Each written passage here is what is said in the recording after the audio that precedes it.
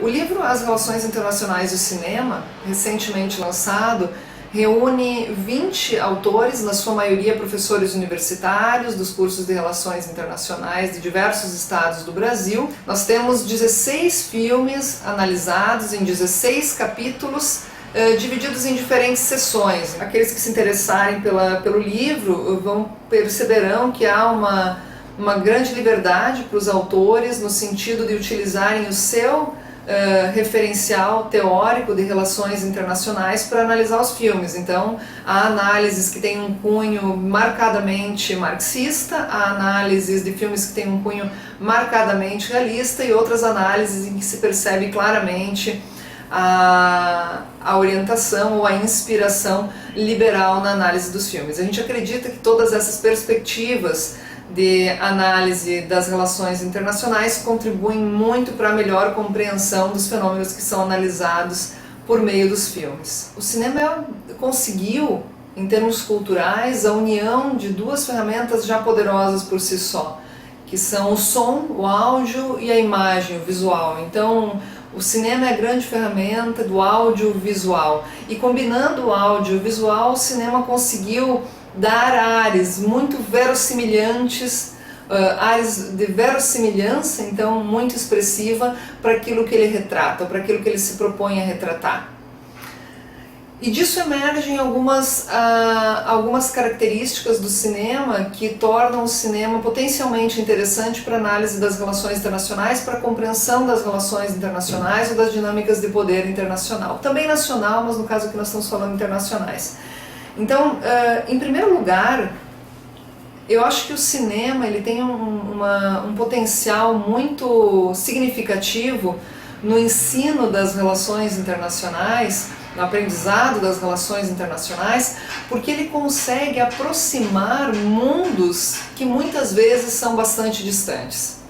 Eu já faz quase 10 anos que eu leciono e sempre eu lecionei disciplinas, matérias, conteúdos relacionados com temas internacionais, relacionados com o que passa as fronteiras, o que transpassa as fronteiras.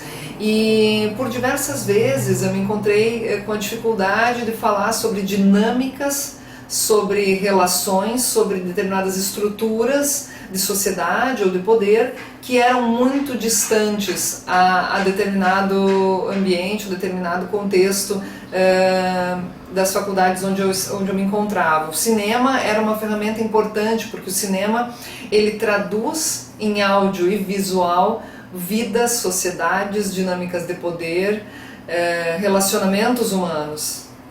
Então ele mostra, ele aproxima o que é muito distante. E muitas vezes nesse processo de aproximar o distante, essa distância também se percebe como menor do que inicialmente sentido. O que eu quero dizer, além do cinema ter um potencial grande em mostrar espaços, dinâmicas, sociedades, dinâmicas políticas desconhecidas, ele muitas vezes também revela para aquele que assiste o filme dinâmicas que são curiosamente parecidas com aquelas das sociedades nas quais nós nos encontramos. Então também desmistifica um pouco a ideia do outro, a ideia do que é distante.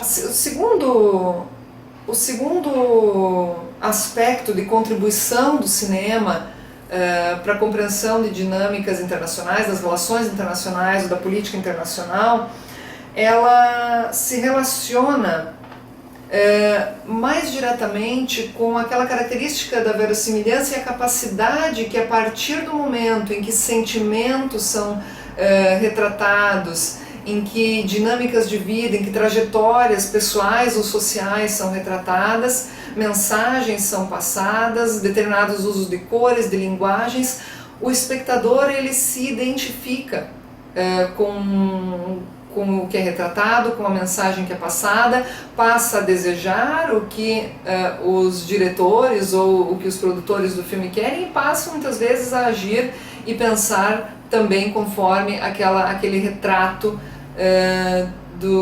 aquele retrato feito por meio do filme. Dessa capacidade de nos relacionarmos com o cinema pensando, agindo, desejando o que se objetivou ao se criar determinado filme ou determinado documentário, deriva uma capacidade muito grande de influência do cinema. Então, esse poder de influência de mentes, de opinião pública, de dinâmicas sociais, de dinâmicas políticas, nunca foi ignorado pelo cinema. A política institucionalizada em governo sempre reconheceu esse poder e fez uso dele para também influenciar politicamente, criar opinião pública ou influenciar a opinião pública em determinado sentido. Esse é o segundo potencial, então, do uso do cinema para a compreensão e para os debates de política internacional e relações internacionais. Ao se analisar um filme, compreender quem está fazendo aquele filme, para quem aquele filme está sendo feito, qual a mensagem aquele filme traz, nós podemos perceber dinâmicas de poder vigentes, nós podemos perceber e compreender quais são os amigos, as dinâmicas de amizade e inimizade em determinado momento querendo ser apresentadas ao público, e a gente pode fazer isso por meio da análise do cinema.